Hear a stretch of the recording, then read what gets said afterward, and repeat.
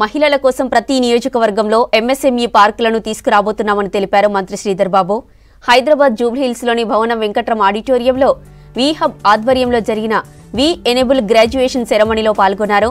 వి hub ద్వారా పట్టణ, గ్రామీణ ప్రాంత మహిళలకు చేయూత అందిస్తున్నామని తెలిపారు. ప్రైవేటు, ప్రభుత్వ కళాశాలల్లో చదువుకునే విద్యార్థినీలను యంగ్ ఎంటర్‌ప్రెన్యూర్స్ గా తీర్చిదిద్దుతున్నామన్నారు. వి ఎనేబుల్ 2 ఓ బ్రౌచర్ని ఆవిష్కరించారు మంత్రి శ్రీధర్ బాబు.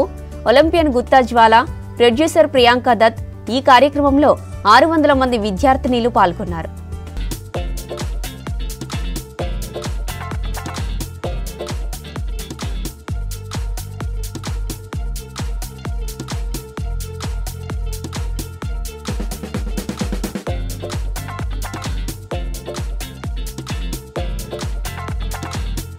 గర్ల్స్ స్టూడెంట్స్కి సంబంధించి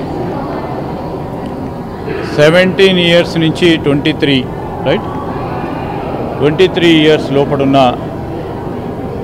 విద్యార్థినులకు ప్రోత్సాహం చేయాలని, వారిలో ఇన్నోవేటివ్ స్పిరిట్, లీడర్షిప్ స్పిరిట్ కలిగేయాలనే ఒక ప్రోత్సాహంతో వి ఎనేబుల్ అనే ప్రోగ్రామ్ని ఏర్పాటు చేసుకొని వి హబ్ మరి సిఇఓ గారు, సీత గారు, వారి టీం మెంబర్స్ అంతా కూడా మరి హైదరాబాద్లో ఉన్న చాలా కళాశాలలకు సంబంధించి మరి గర్ల్ స్టూడెంట్స్కి సంబంధించి ఒక కొత్త ఒరవడితో